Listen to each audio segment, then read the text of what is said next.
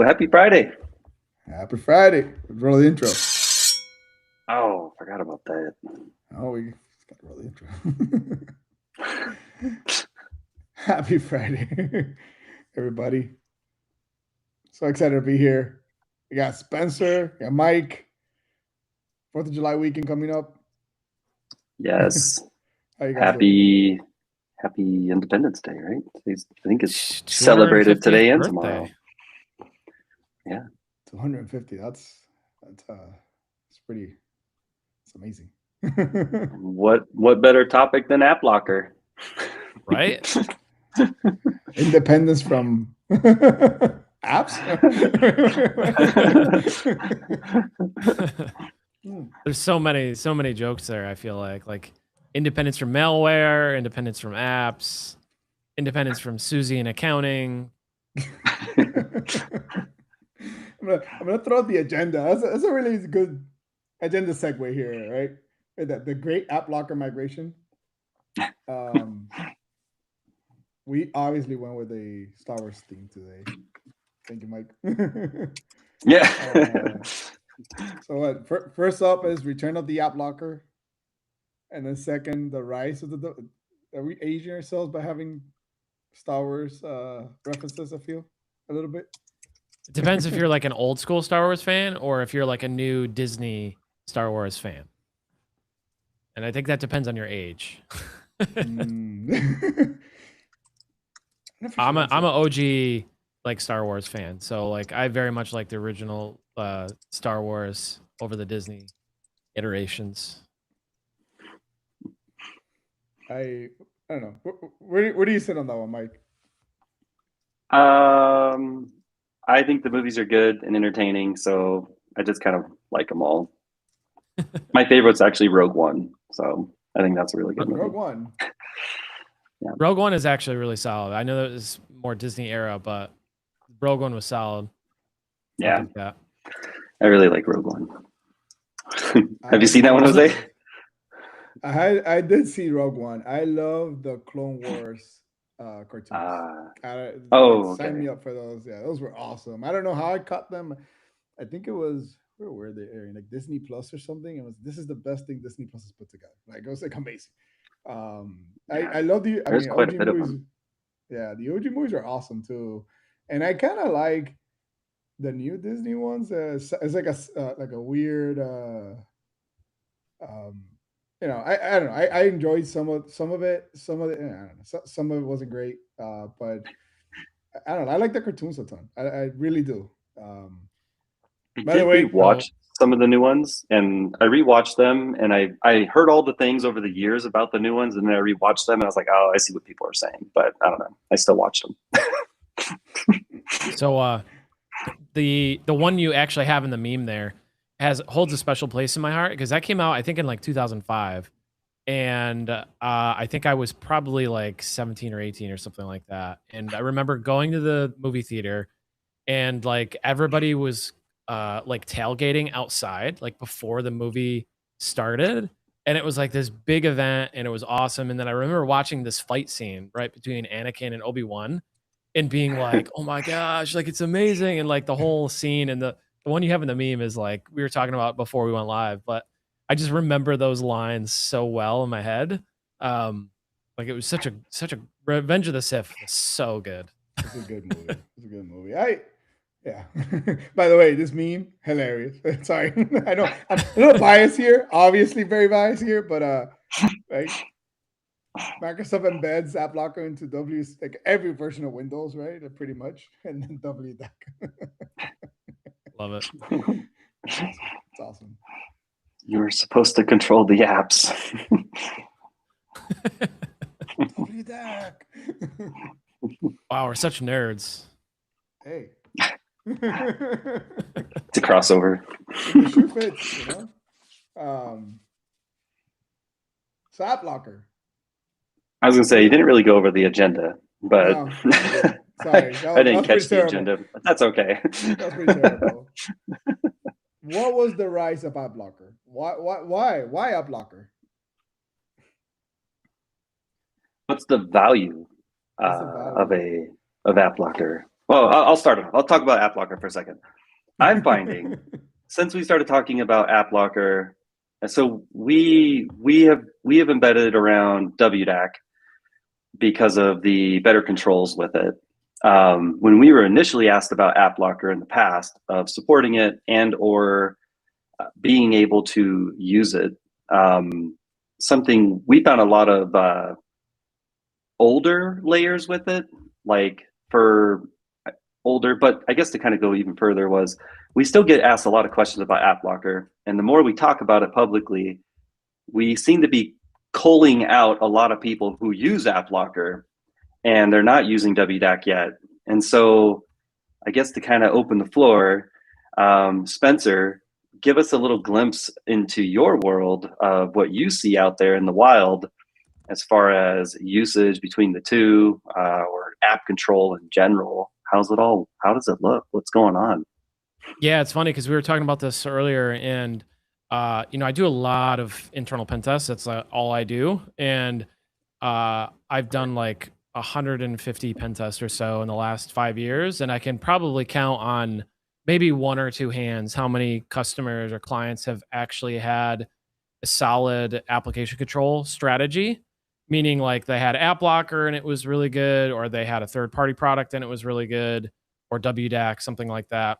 And I think interestingly, I don't think I've ever really seen folks using WDAC that often. Again, I think it's like low single digits in the last 5 years of pen testing. How many have been using WDAC in AppLocker? I think there's a lot of reasons for that, probably. But from purely like what I've seen, which is kind of smaller SMBs, not a ton of enterprise, not a ton of like huge environments, although we do some of those. We're talking small business to like medium, like low enterprise level type of folks are still largely not using application control, despite all of its benefits and despite, me yelling about it on Twitter to a very small group of people that already know that AppLocker and application control in general is a really good idea.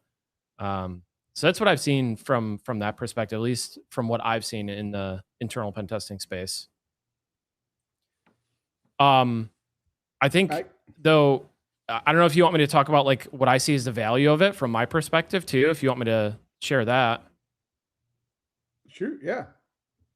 So it's kind of funny because we have another guy who does internal pen testing, and it seems like I get all the easy engagements, meaning like they don't have a lot of maturity. They're just getting started doing pen testing. Like I find all the fun like vulnerabilities and misconfigurations, and I'm always sharing in our chat like, oh, I did this, I did that.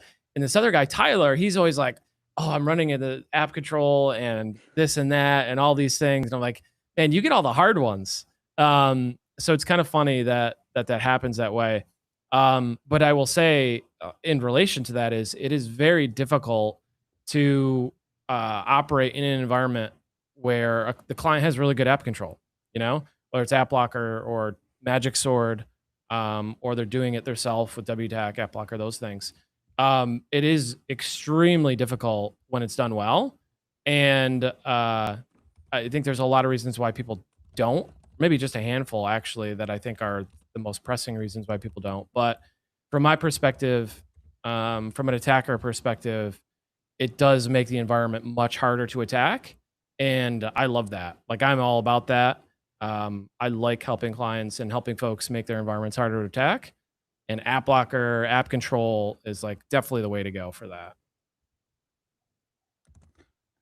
What do you, I mean, I have my own answers for this, but why do you think most people don't deploy it?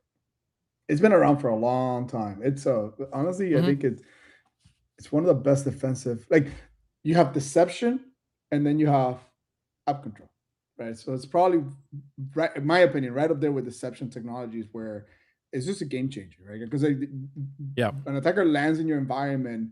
If you have a bunch of deception traps out there and you have app control, the environment is so toxic already, right? Like it's just have a bad day, right? Like, and so, but most people don't, they rather, honestly, and Yeah, that's okay. But like I see it's much easier. Grab an EDR, drop an EDR in there, let alert detect, right? Or like go grab a SIM, right? Like send me a bunch of logs. I'm gonna detect stuff off of this, right?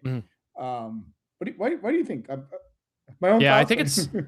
I think it's similar to NDR too, network detection response, stuff like Corelight or Darktrace.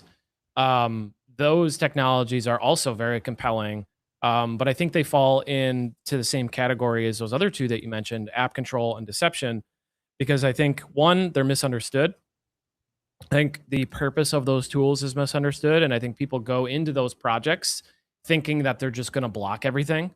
Like, oh, I could just block everything. Like, how wonderful. Like, doesn't that sound amazing? Like, just block everything. Like, and then, only allow what people need to use. And it's just like, it sounds so simple, right? Like, it makes sense.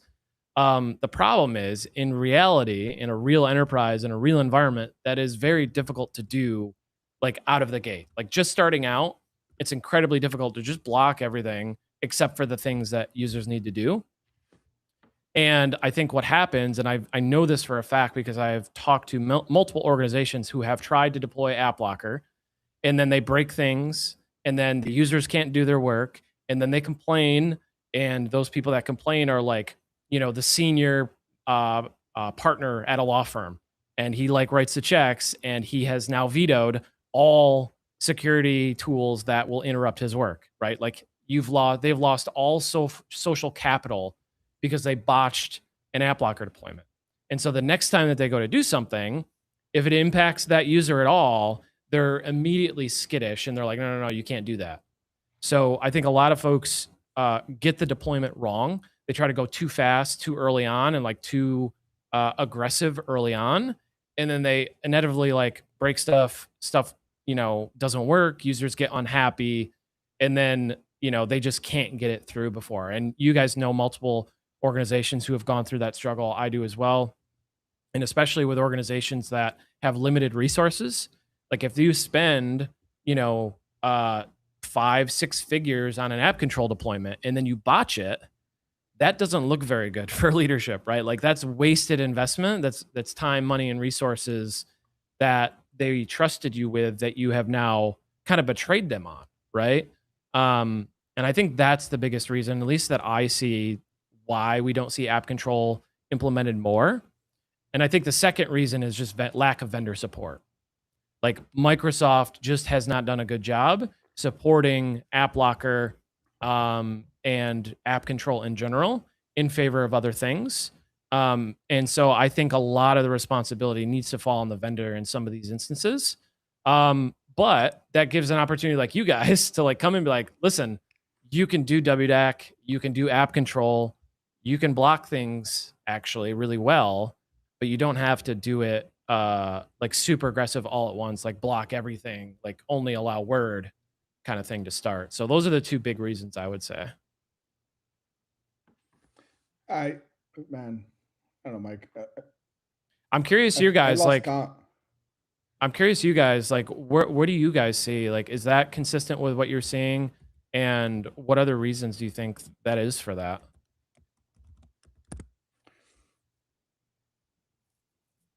I've lost count. I don't know how many times I've walked into a customer who is afraid of trying to implement app control. I think fear is the right word. Like fear of breaking the environment and how thrashing it is. And then the second fear is really the supportability of it, right? Like the maintenance. I think Mike nailed it. Like it's really hard to get like overhead like support for the overhead that it implements. But I don't know. This is 2-minute philosophical soapbox, right? I think it's because the entire industry has thought about app control for apps. Hear me out for a minute, but like app control to me is a hammer. The goal is not app control. The goal is stopping things that are going to get you compromised from running. I say this all the time. It's like app control is just the way to get there, right? Like, and so leveraging. We do this with Magic Sword, right? Leveraging out of the gate, just simple. Hey, here are the 3,000 things you shouldn't be running in your environment. And if you are, you should probably know you're going to run something that is abusable by a pen tester, by an actor, and it's okay to run it, but just so know you're going to take in this risk, right?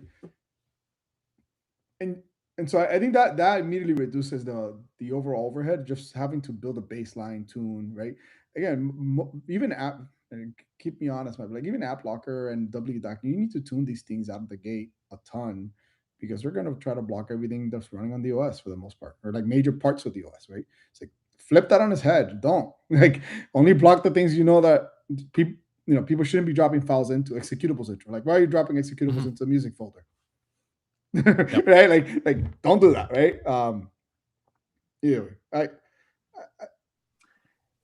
it's kind of like the high road and the low road type situation. Like you could take the really hard path, which has the most amount of effort and work cross organization, and it's going to be, I need to allow my developers this, and this group needs this, that group needs that, and you're spreading all these things. And I think today a lot of orgs see app control as like this big hammer, block all the things, and like developers are going to hate us for this, but I got to do it. And it's so hard. And we get, the moment we tell them, we kind of just take the opposite approach of like, why don't we just stop threats? And they're like, it clicks. And we see it all the time where it's the moment it clicks, it's like, oh, that makes total sense. Like not everybody needs these things. We published that blog recently where it's any of these EDR vendors can publish the same exact content. Any MDR can publish the same content, showing us stats of all the low BOS utilities used in all their customer environments. And they will have a high consistency of probably 50% or more can just be blocked out the gate. There's no need to allow every single low BOS to run in your organization. So if you stop all of those, you've reduced your attack surface so much. Even taking out all the top 10s over the last 5 to 6 years, why allow it, And there's no need for a giant hammer to smash the whole OS to do it all. Yeah, I remember when you wrote that article, Michael, I really like that approach because and it's what I put in chat, it's crawl, walk, run, right? Like folks who deploy EDR don't automatically assume that they're going to detect everything out of the box. Like I think that's a naive thing. Like you can't just deploy EDR and detect everything out of the box. It requires tuning and it requires maintenance and requires updates. It's the same thing. Like there's very little security products that are set it and forget it. And I think people are afraid of the amount of effort that's involved in AppLocker because it is much higher than other tools, right? Like EDR, you can buy it and just let it sit there. And a lot of people do. Not the right thing to do, but you can do it. With app control, it's like, you can't just turn it on and then like everything is fine. You do need to have some maintenance and upkeep and continued support for it because there are going to be things that users need that ultimately get blocked somehow. And I think a lot of people are just afraid of the effort that's involved to do it, quite honestly. Like I think people like to just set things and away they go. And kind of ignore the fact that it requires some effort, I do know one person though, Spencer, that truly believes you start EDR, it takes care of everything. And that is that Harold guy who's always an X commenting like, oh yeah, the CrowdStrike guy. Oh man, I love that account. Please don't stop. Yeah, awesome. You know what? I haven't seen that account post in a while. I don't know. Maybe I blocked him or something. That's funny. I've forgotten about that. Yeah. Like post on everything like this doesn't work against CrowdStrike. It's like mean we're having asteroids coming into the environment. That doesn't work in CrowdStrike. Yeah. Yeah.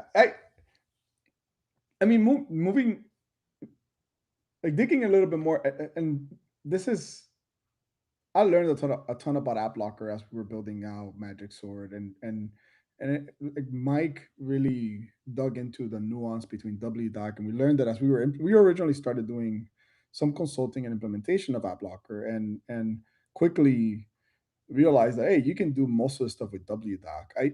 I think there are some major differences that most people don't even understand the value of one versus the other. And like, I would love to hear, Mike, like from you, like, because you, man, you know this better than anybody I know. Detail, like, why should somebody try to run WDAC against like versus AppLocker today, right? Yeah, great question. There's definitely differences that make AppLocker cool and powerful, but there's pieces in WDAC that Microsoft took to the next level. One being like WDAC is kernel enforcement, where AppLocker is user land. So that's probably one of the biggest differences. The other, when you're writing rules and whatnot, in AppLocker world, you can do per user and per group. And I see a lot of people do that. I think that made it easy back in the day because we get a lot of AppLocker like users, and it's very like by users and by groups, and admins can do this and others can't. And it's pretty powerful, but you can't do that in WDAC today because it's kernel. It's a lot more like a little bit more heavier of a stamp from the enforcement level. I like the one thing that I probably like the most about WDAC is that when you want to write a rule for enforcing against we say file name, but the reality is it's the internal name of the binary. So in WDAC, it's the internal name or original file name that it's going to enforce against, not the like file name. AppLocker's file name. So in AppLocker land, if you just took adeleg.exe and you were blocking adeleg.exe, I bring it up, I know it's your special, but if you just renamed it to adeleg1.exe, it can now run because it's based off of the file name, not the actual internal name. So there's little nuances. The big piece too, publisher rules in AppLocker are handled a whole lot different than the way we handle them in WDAC land. We use the TVS hash, we use the cert name, things like there's a lot more power on the kernel enforcement side. And then obviously when you get to like BYOVD attacks or drivers and things like that, there's way more granularity in how we can handle and enforce on that kind of stuff. AppLocker, I think, really helped everyone get to a cool place. And we ran into a few people who were like, we are so embedded on AppLocker. Like, what better can you do for me? And it's like, well, I can give you kernel enforcement. They're like, what's that? And it's just like, it's like, there's a meme there. But yeah, but it's just kind of like one of those things, like if you have AppLocker, awesome. I can give you a lot more power with WDAC, but I know where you're at. Like if you have it and you got it really controlled and you're awesome at it, great. But there's a lot more power with the WDAC side. And the kernel enforcement side of things really just makes your other endpoint security controls better because of the EDR killers that, everybody is like really excited about right now. Like you can just run these EDR killers, use a vulnerable driver and like stop the EDR. And then what? Yep. Then like the one thing that organizations are using to detect threats is rendered, insufficient. Like it doesn't even matter anymore. So if you want to block those kinds of things, like you need something that can enforce that stuff in the kernel. And AppLocker, like you don't even have a chance to do it. Like you could maybe block, like you said, based on file name and things like that. But if you really are trying, you need the kernel level enforcement to be able to do that. Yeah, Microsoft put quite a bit into it too. We actually have a page on our website called Migrating from AppLocker. And like even just generic stuff, like, Microsoft uses it when you think of the vulnerable driver block list, right? They're updating that. Mm-hmm. They're publishing things like that across all Microsoft fleet, or all OS, Windows fleets. So there's power from like their higher level. But that's the same power you get too using WDAC, right? Like you can take that same level of heavy enforcement across your whole fleet. And when you move, WDAC can do block lists and we do allow lists. You could do allow lists with it. The allow list side is a lot more work, but the power to it is that you could do full prevent any other driver from being loaded. You could stop all really bad unsigned software like all the time. Like you can get really super granular with it, which there's a lot of power, but it's also with great power comes great maintainability. I made that up. I'm going to bookmark that. I'll get the team on that one. Spider-Man theme next time? I was just going to say, Spider-Man. We just watched that, so that's what you get. Oh, man. We watched Into Spider-Verse last night, too. It was awesome. Nice. I missed it. Yeah. There's a joke in the EDR killers give the malware the high ground. Right, that was good. Yes. I mean, so it's fair to say, like, don't run AppLocker today. Run WDAC if you're going to start this from scratch, right? Yeah, and we've done comparisons in the past where, like, if you're not using AppLocker, but you're like, well, WDAC seems like a lot of work. There's like these, XMLs and all this hard stuff or whatever. Like, what's a publisher, TBS, all that. There's a lot to it, but we found that everything that makes AppLocker look enticing, we can do in WDAC, minus the user and group stuff. But we can compensate that with, say, like breakout policies for those user and groups, or by those groups, by those endpoints or something. But there's just a lot more enforcement and controllability with WDAC at this point. So if you were comparing them today and you're torn between WDAC and AppLocker, I would tell you to just start with WDAC today and get going. So what you're saying is you can have your developers able to run like Cursor and Claude and AI agent skills all they want, and then you can have separate groups of computers and users who can't do anything. Yep. Except exactly. Word, Excel, and Outlook. So fun fact, I got it from good data. The reason Fable went into export controls, it was the only model trained on WDAC and AppLocker documentation. Any other model you ask it has no idea what it's talking about. We've proven this, right? But yeah, it's too powerful. Too much defenses, right? The way you said that, I'm like, is he memeing? I was like, that was good. Bookmark that. Hey, well, I think that's true. It's gotta be. Somebody said it on the internet. It's gotta be true. You know what? I think Zach Corman said it, so it's probably true. If he said it, it's probably gospel. It's almost better than true, right? Like, write it in a nice book somewhere, right? Like, I love Zach. I gotta spend more time with him at some point. Well, I think we're almost there. We're out of time. This is quick. Friday, quickest 30 minutes. I love doing this with you guys. I do have likewise to have the final the going away meme. This is Spencer. This is you. You put this one together. Spencer special. This is the Spencer special for Friday. It's a bunch of jokes, right? Oh man, that's so good. Do we need to explain this? If we explain a meme, does it not meme anymore? Like, is that how that works? All right. Yeah, I think anybody who, I think if you laugh at it, you probably know the origination of it. So, well, I hope everybody has an amazing long weekend. Catch you around. Yes. Spencer, thank you. Enjoy for joining us today. Yeah, man. Thanks for having me on Talk Shop. This was super fun. This is fun. Thanks, buddy. See y'all.